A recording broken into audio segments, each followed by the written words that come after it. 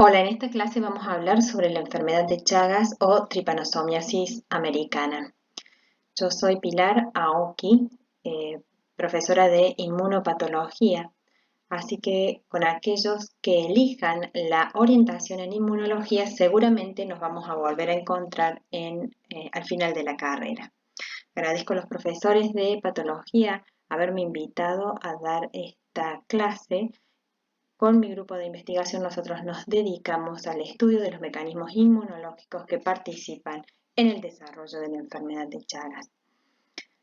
Seguramente ustedes cuando escuchan enfermedad de Chagas la asocian a una imagen como esta, en donde un tejido cardíaco está parasitizado con estos nidos de amastigotes asociado a una reacción inflamatoria, como ven aquí, con la presencia de células de polimorfonucleares y células mononucleares. Y realmente esto es así. Esta es la imagen característica de la cardiomiopatía chagásica. Por definición, la enfermedad de Chagas es producida por la infección con el parásito Trypanosoma cruzi, el que en la mayoría de los casos se adquiere a través de la picadura de la vinchuca. Es una enfermedad que constituye un gran problema para la salud pública en nuestro país, porque los pacientes afectados desarrollarán complicaciones cardíacas y tendrán importantes consecuencias sociales y laborales asociadas a un alto costo que representan los servicios de salud para el manejo de sus complicaciones. Durante el desarrollo de esta clase vamos a abordar el siguiente temario.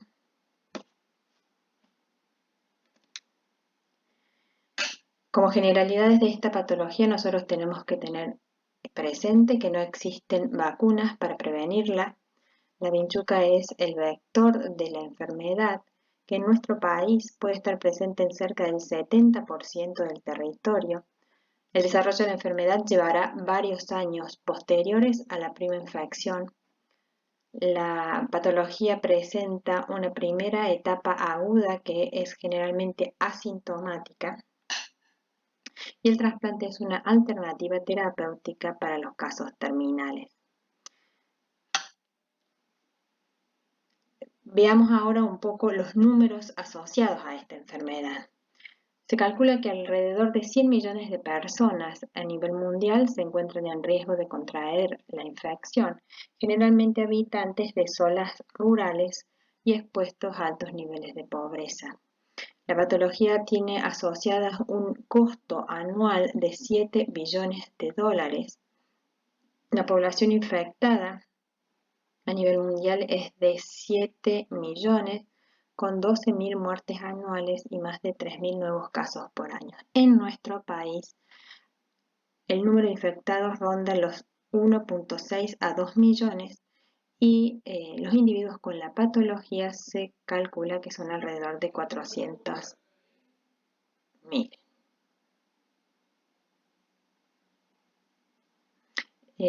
Una de las principales causas de estos números es que menos del 1% de las personas infectadas han recibido tratamiento. Este es un mapa de la Argentina donde se muestra el diferente grado de riesgo de transmisión por el vector o por la transmisión congénita. ¿Y por qué el menos del 1% de las personas han recibido tratamiento? Eso se debe fundamentalmente a que la infección es asintomática en la mayoría de las personas durante la etapa aguda. Se manifiesta clínicamente a los 15 o 20 años luego de la primera infección. Hay una ausencia o escasa sospecha diagnóstica por parte del equipo médico, lo que lleva a la falta de diagnósticos y seguimientos apropiados, y el tratamiento es efectivo solo en la etapa aguda. Durante la etapa crónica los resultados son controvertidos. Si para hacer una analogía simple con el número de personas infectadas en nuestro país, imaginemos que aproximadamente toda la población de nuestra ciudad de Córdoba estaría infectada con el parásito. Si bien se encuentra principalmente distribuida en Latinoamérica, La infección también ahora está presente en países desarrollados debido a los fuertes movimientos migratorios. La enfermedad de Chagas fue descubierta o descrita por primera vez por el doctor Carlos Chagas en Brasil en 1909, hace 111 años. El doctor Chagas identificó el parásito, a los insectos que los transmiten y describió los síntomas que causa en seres humanos, incluyendo las alteraciones cardíacas y del sistema nervioso. Lamentablemente también asoció a dicha infección algunos síntomas que eran productos de otras patologías, como la tiroiditis, que se asociaba a bocio y a cretinismo, y estos errores sirvieron para que se pusiera en duda el valor de sus hallazgos. El año pasado, la Organización Mundial de la Salud instituyó el Día Mundial de Chagas para visibilizar la problemática de esta patología el 14 de abril, porque el 14 de abril de 1909 fue el día en que Carlos Chagas encontró por primera vez el parásito en la sangre de una paciente llamada Berenice, de 2 años de edad. En nuestro país, la enfermedad de Chagas fue estudiada inicialmente por el doctor Salvador Massa, que fue un médico argentino que dedicó a indagar distintos aspectos, retomando las investigaciones en el punto en que las había dejado Carlos Chagas. Consiguió demostrar la gran importancia sanitaria de esta endemia y describió sus formas clínicas y difundió sus hallazgos en diferentes reportes. Una de las primeras referencias encontradas en relación a la presencia de las vinchucas corresponde a Fray Ronaldo de Lizarraga en 1590, que describe al insecto y a sus hábitos. Este insecto vector se vuelve infectante a los 10 o entre los 10 y 30 días después de haber picado a un hospedero infectado y permanecerá infectado durante toda su vida, que dura aproximadamente 2 años. El vector va a depositar junto a sus heces, una vez que pica al mamífero o al ser humano, a los tripomastigotes. Mediante el rascado en la zona de la picadura, estos tripomastigotes van a ingresar por el orificio de la picadura o a través de la conjuntiva y llegan al torrente sanguíneo hasta alcanzar las células blancas, principalmente células musculares cardíacas, esqueléticas, lisas, adipocitos y en menor medida muchas otras células nucleadas. Se dice que la mayoría de las células nucleadas pueden ser infectadas por el parásito. Una vez que ingresa dentro de la célula, se transforma en amastigota y es la forma en que el parásito se divide por fisión binaria. Una vez que la célula tiene un gran desarrollo de mastigotas dentro de su interior, se lisa liberando al torrente sanguíneo nuevos tripomastigotes y este ciclo se va a repetir reiteradas veces durante toda la etapa aguda.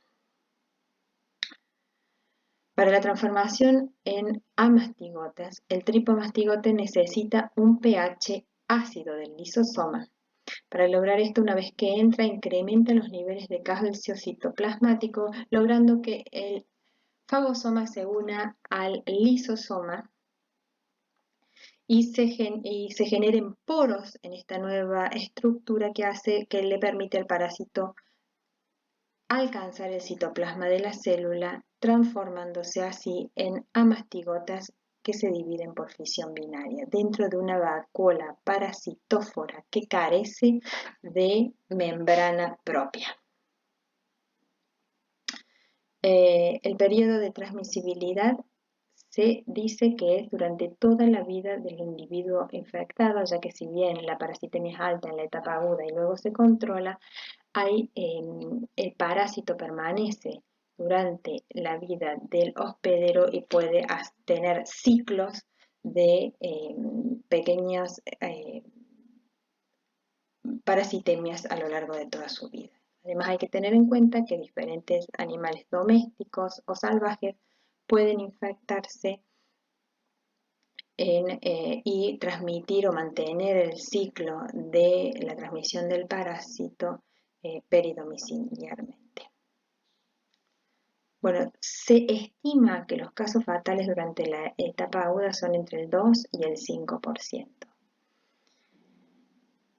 En la mayoría de los casos, esta etapa aguda, que dura entre 4 a 6 semanas, permanece inadvertida para el equipo de salud y solo el 5% va a ser asintomático.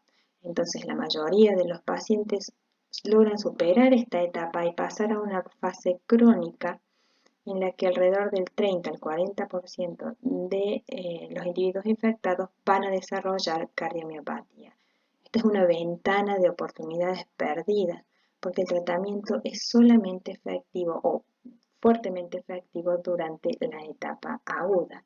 En la etapa crónica, ya lo vamos a ver más adelante, su efectividad es controvertida.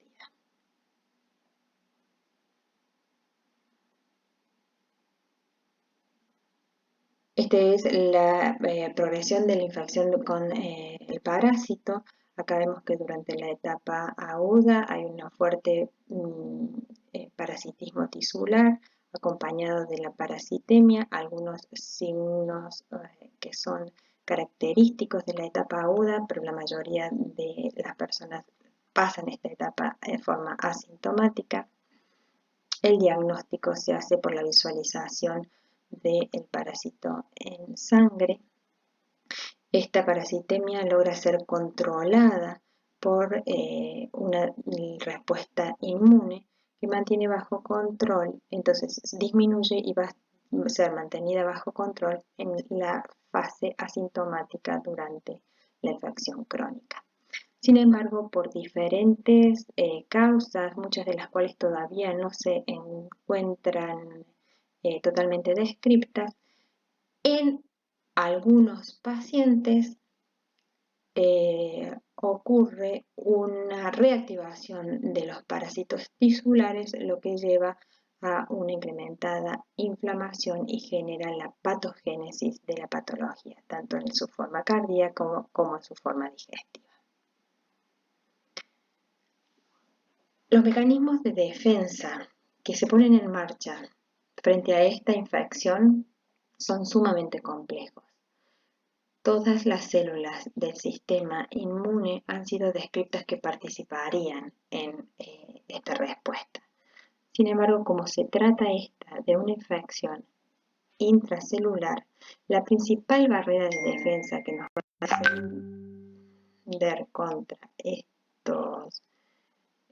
este parásito lo constituye la inmunidad celular, ejercida principalmente por macrófagos activados por interferón gamma, el cual es liberado por células de la inmunidad innata, pero también por células de la inmunidad adaptativa, como las células CD4 de helper 1. Estos macrófagos así activados van a desencadenar la producción de reactivos intermediarios del nitrógeno y del oxígeno para producir la lisis del parásito, y también bajo la influencia de interferón gamma, las células CD8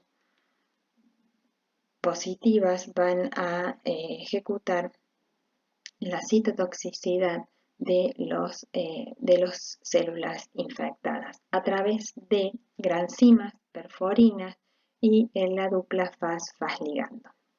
En este aspecto, nuestro grupo centró parte de su trabajo de investigación y lo que nosotros vimos es que si determinábamos en un tejido cardíaco no infectado, normal, la presencia de esta molécula, BCL2, que es una molécula antiapoptótica, o sea que protege a la célula de la apoptosis, en este tejido no veíamos expresión y esto contrastaba con la fuerte expresión de BCL2 que se encontraba en las células cardíacas de un tejido infectado a los 21 días.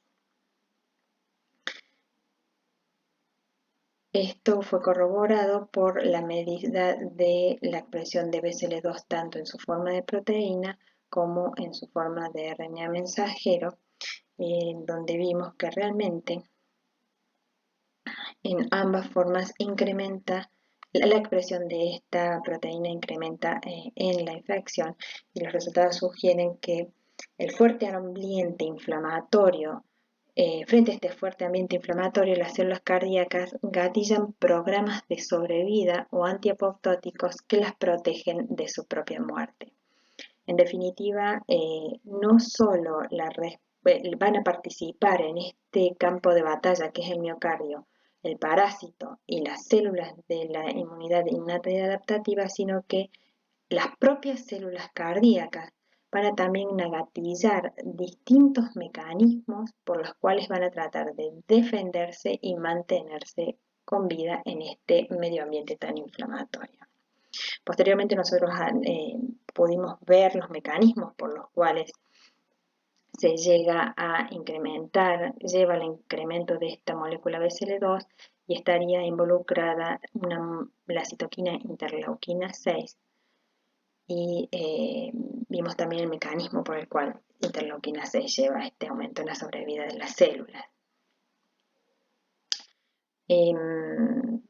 Lo que en este trabajo observa el grupo de Lanes-Vieira y Gassinelli es simplemente que las células CD8 serían también protagonistas no solo de la protección contra el parásito, sino que también participarían en el daño generado al tejido.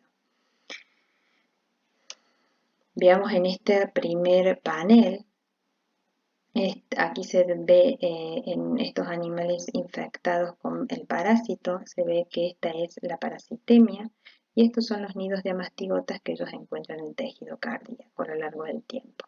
La sobrevida de los animales no infectados es del 100%, mientras que de los infectados, si bien es buena, disminuye con el tiempo.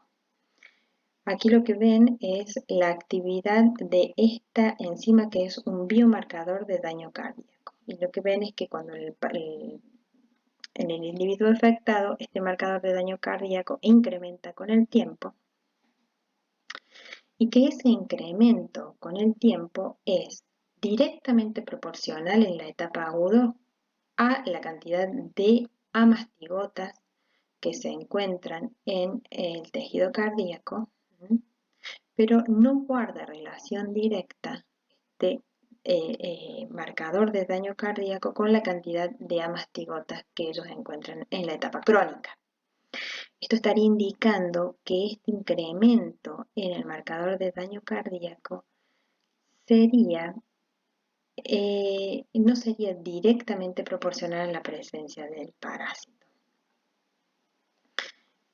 Aquí ven las alteraciones electrocardiográficas que ocurren durante la infección y que el aumento de peso del tejido cardíaco se da en los tiempos más tardíos o en la parte crónica de la patología. Acá lo que cuentan el número, o en cada animal, el número de CD4 y CD8 que hay a lo largo del tiempo. Y ellos ven que, en definitiva, este aumento en el peso no se debería al número de células CD8.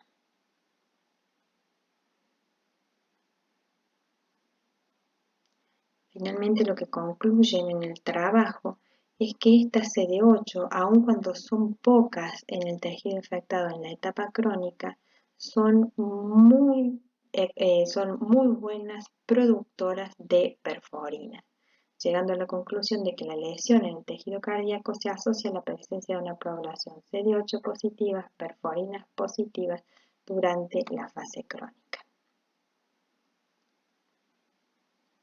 Bueno, ¿Cuál es la patología que vamos a observar en los pacientes? Vamos a ver una forma eh, que se expresa como una cardiomiopatía, que es la más frecuente y la complicación más severa que se observa en nuestro país, y una forma digestiva asociada más bien a regiones del Amazonas, en Brasil. Esta forma digestiva se genera como consecuencia de la destrucción de las neuronas simpáticas, que genera la dilatación de distintas zonas del tracto gastrointestinal, llevando a la generación de megaesófago y megacolon. Mientras que la cardiomiopatía se va a caracterizar por cardiomegalia, aneurisma apical, hipertrofia, fibrosis, infiltrado celular que desarrolla, conocida como la miocarditis. En cuanto a la sintomatología y los signos, vamos a ver disnea de esfuerzo, palpitaciones, arritmias, defectos en la conducción cardíaca, fundamentalmente bloqueo de la rama derecha, falla cardíaca congestiva, que constituye la principal causa de muerte. Durante muchos años hubo una hipótesis que predominó el pensamiento en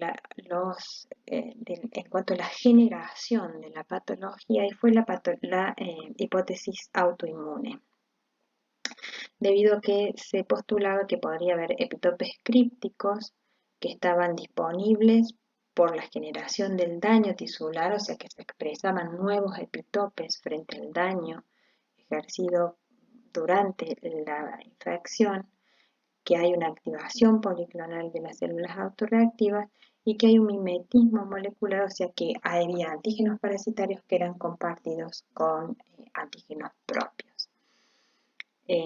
Sin embargo, esta hipótesis fue últimamente reemplazada o desplazada por la hipótesis que sostiene que la patología se genera como consecuencia de la persistencia parasitaria. Y esto se debió a que aparecieron técnicas más sensibles para determinar la presencia de los parásitos en los tejidos infectados, y se vio que, a diferencia de lo que se pensaba anteriormente, que solamente era una consecuencia de la respuesta inmune, se empezó a haber un consenso firme sobre el hecho de que la persistencia del parásito era el que iba a desencadenar eh, la patología en sí. Otra evidencia sobre esta hipótesis, que apoya esta hipótesis, es que hay correlación entre la parasitemia que se observaba en la fase aguda y la gravedad clínica en la fase crónica, que el tratamiento antiparasitario atenuaba la cardiomiopatía. Entonces, para llevarnos a casa, la persistencia de los parásitos asociada a una desbalanceada respuesta inmune es la responsable de las lesiones características de la enfermedad de Chagas. Este cambio en el paradigma, que llevó de poner en el centro de la escena a la respuesta autoinmune y ser reemplazada por la presencia del parásito como agente causal de la patología, fue muy importante, ya que llevó al replanteo de las estrategias terapéuticas, que ahora comienzan a enfocarse al estudio de fármacos tripanocidas.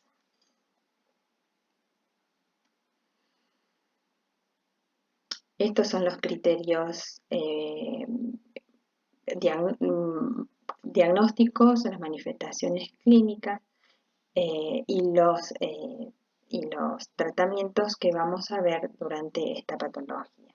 Aquí se describen la principal sintomatología, los signos y síntomas que vamos a observar en la fase aguda. Y en niños menores de 1 año es muy importante descartar que una meningoencefalitis y las manifestaciones de miocarditis sean de origen de etiología chagásica. Estos son los signos y síntomas que vamos a encontrar en la fase crónica.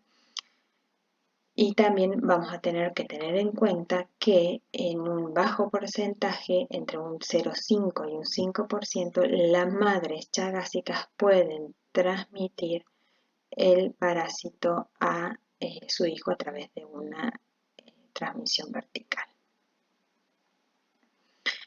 Si bien no existe un patrón electrocardiográfico característico asociado a esta patología, alteraciones como el bloqueo de la rama derecha asociado o aislado o asociado a un bloqueo anterior en pacientes con serología positiva pueden considerarse indicativas de la patología chagásica.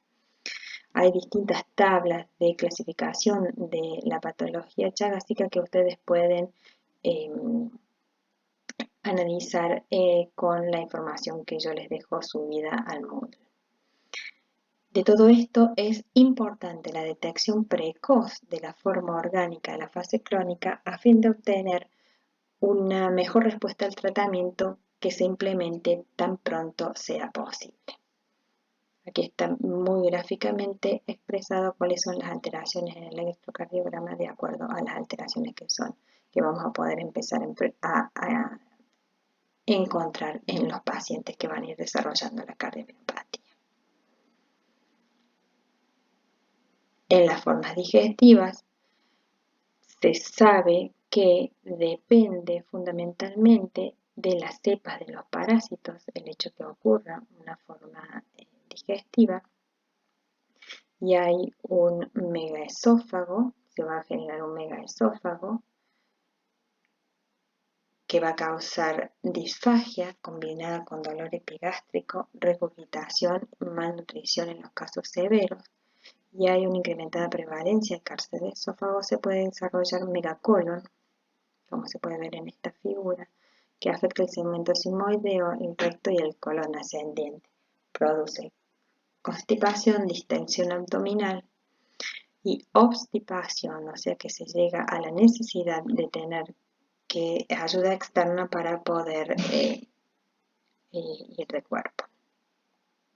Ocasionalmente se da obstrucción del intestino grueso debido a fecaloma.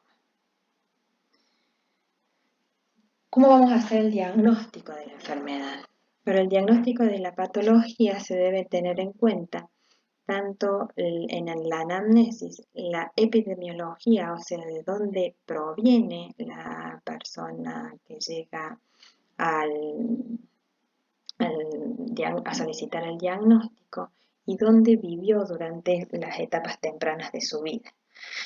Estar atento a la clínica, que haya signos característicos cardíacos o gastrointestinales, y finalmente va a ser el laboratorio el que va a dar la confirmación en el caso de un paciente sospechoso, por la visualización del parásito o por la serología, dependiendo si se trate de la etapa aguda o de la etapa crónica. Entonces, en la fase aguda, lo que se va a buscar es la observación directa del parásito, tanto en el examen en fresco o con tinción en GIEMSA, o a través de métodos que lleven a la concentración de la sangre periférica para poder ver al parásito en su estado nativo. También hay otras metodologías que posibilitan el aislamiento del parásito, pero son mucho menos usadas debido a que la complejidad de estos laboratorios son mucho mayores. Y una metodología también fuertemente usada, sobre todo para el seguimiento de los pacientes trasplantados, es la determinación en muestras de suero o de plasma a través de la PCR de ADN parasitario. Es una técnica altamente sensible, pero hay que tener algunos recaudos porque pueden dar falsos positivos. Esta es micrografías donde se ven los parásitos mediante la tinción de GIEMSA en sangre periférica. Estos son glóbulos rojos de esta sangre periférica y estos son los parásitos. En la fase crónica, en cambio, el diagnóstico va a ser muy diferente porque nosotros aquí ya no vamos a tener la presencia del parásito, sino lo que vamos a buscar es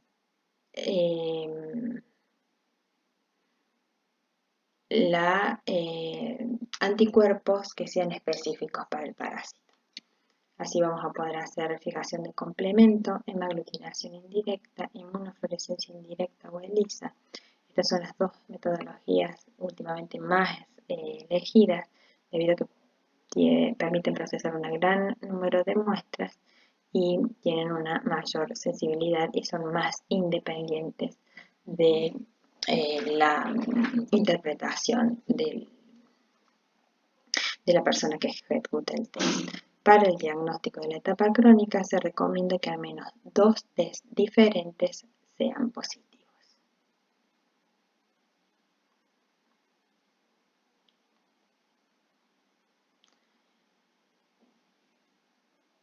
¿Qué es lo que se va a hacer en caso de sospecha de transmisión congénita? Nuestro Ministerio de Salud establece que toda mujer embarazada en su primer control prenatal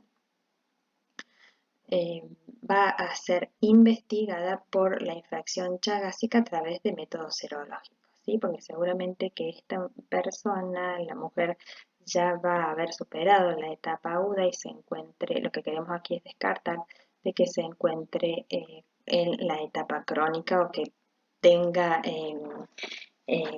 sea positiva para la infección. ¿Qué se va a hacer en el recién nacido? Se va a buscar a través de métodos parasitológicos la presencia del parásito en sangre periférica, preferentemente en el periodo perinatal, o sea, antes de que se le dé el alta de la maternidad, o bien lo más cercano al nacimiento. Si estos test llegaran a dar negativos, los parasitológicos no se llega a divisar el parásito, debe hacer técnicas serológicas a los 10 o 12 meses de edad porque es el periodo en el cual nos aseguramos que la técnica no va a dar positiva por los anticuerpos de la madre, ya que en este momento los anticuerpos que vamos a detectar son exclusivamente provenientes del niño.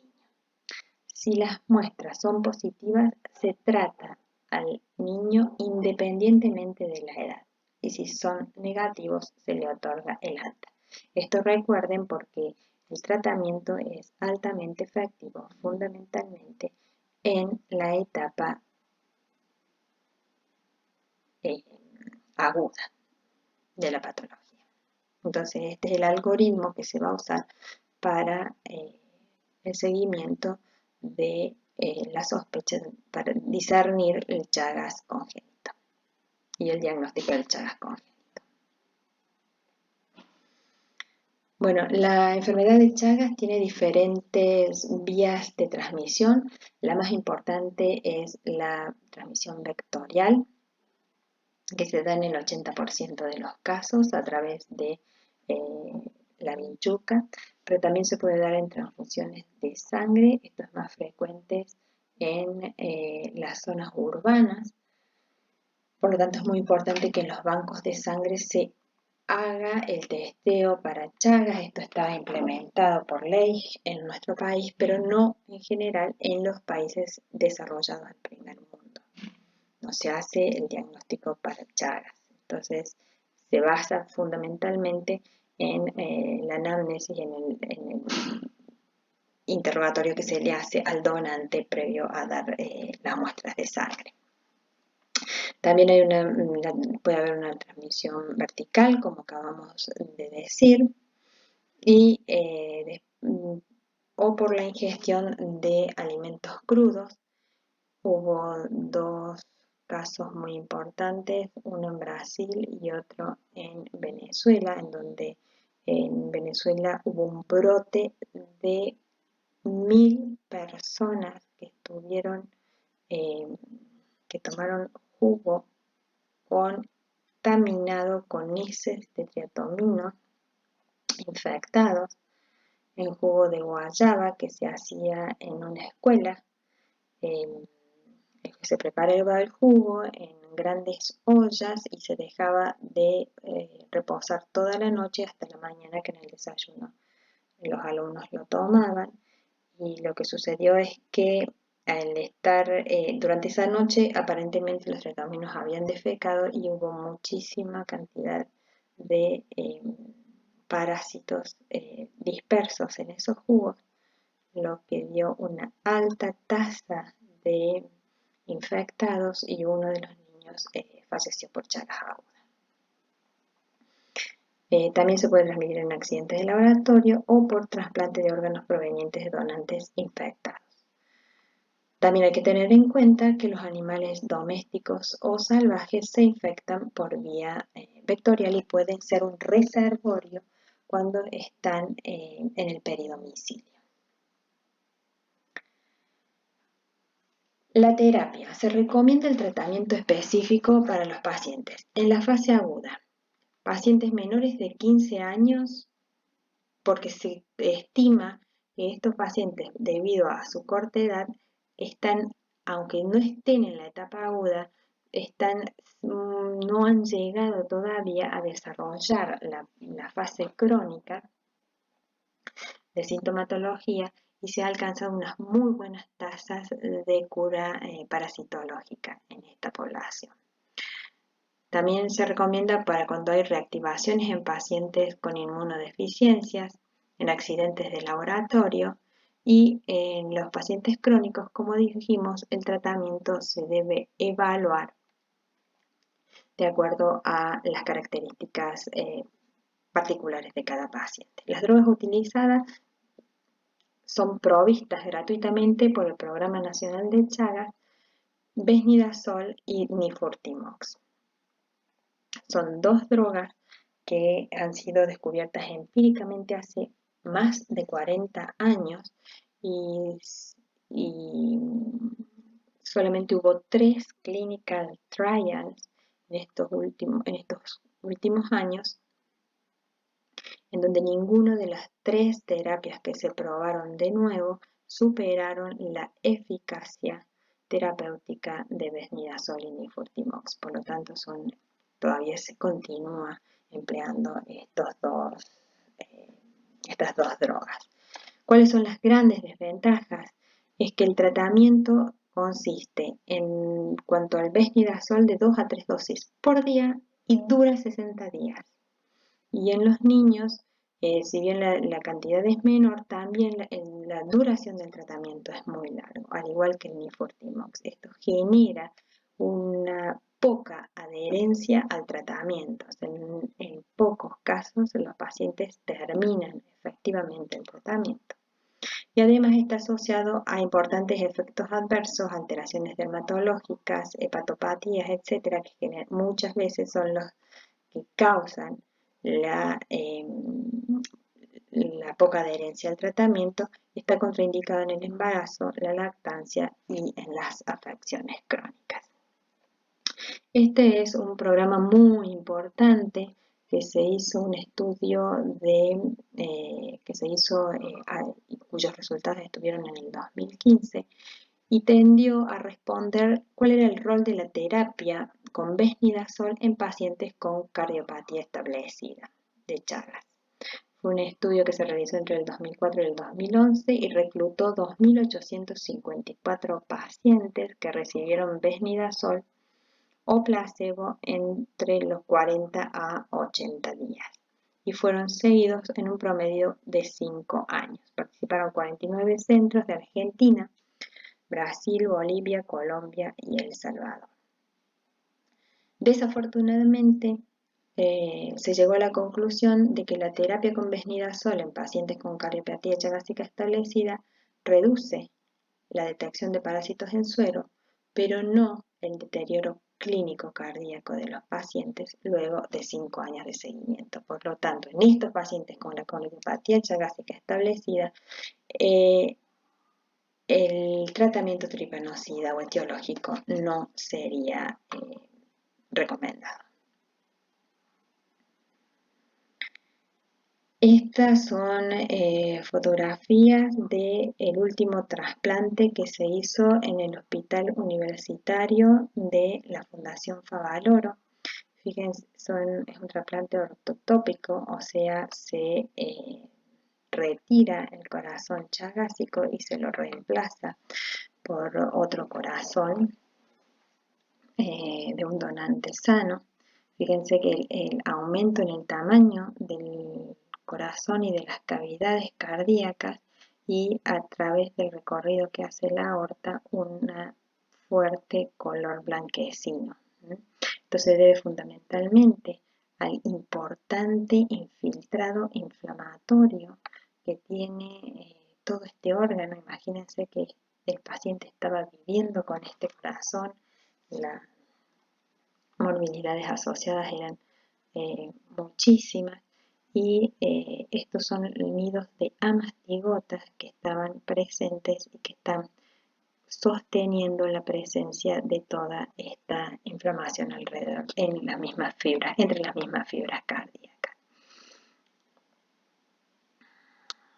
Nuestro grupo trabaja hace varios años en colaboración con el grupo de patología del Hospital Universitario Fundación Favaloro, desde el cual desde febrero del 93 a marzo del 2019 ha realizado 579 trasplantes cardíacos.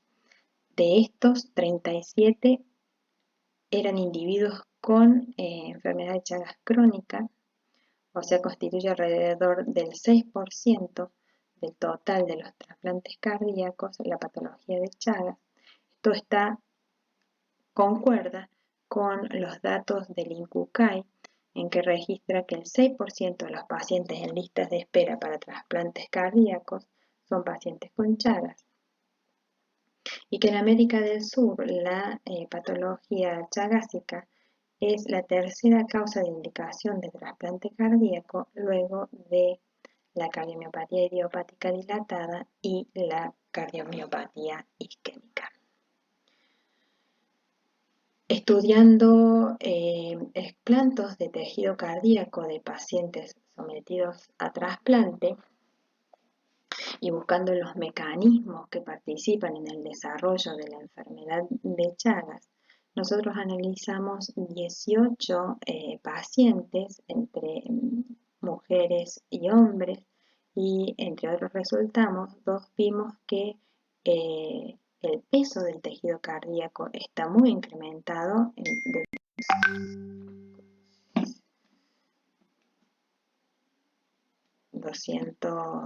425 y 460 de mujeres y hombres respectivamente, siendo alrededor del 300 gramos, dependiendo de la edad y el sexo, pero estarían significativamente incrementados el peso de estos corazones, la fracción de eyección del ventrículo izquierdo está muy disminuida, mientras que el diámetro diastólico del ventrículo izquierdo estaría muy incrementado. Si bien nuestro estudio se basó en un mecanismo nuevo en el que nosotros hemos demostrado a nivel de un modelo murino que la adenosina en sí mismo sería un mecanismo importante que participaría en el desarrollo de esta patología. Y en este trabajo también demostramos que la presencia o la carga parasitaria del T. cruzi en estos explantos correlacionaría directamente con el grado de miocarditis que se observa positivamente con el grado de miocarditis que se observa en estos pacientes, ¿sí? Por lo tanto, volvemos a comprobar la hipótesis de que el parásito está presente en estos pacientes con cardiopatía chagásica y que sería muy probablemente la causa del desarrollo de una miocarditis más severa o menos severa de acuerdo a la cantidad de parásitos que haya en ese miocardio. Por lo tanto, concluimos que la carga parasitaria se correlaciona directamente con el grado de miocarditis en estos pacientes sometidos a trasplante.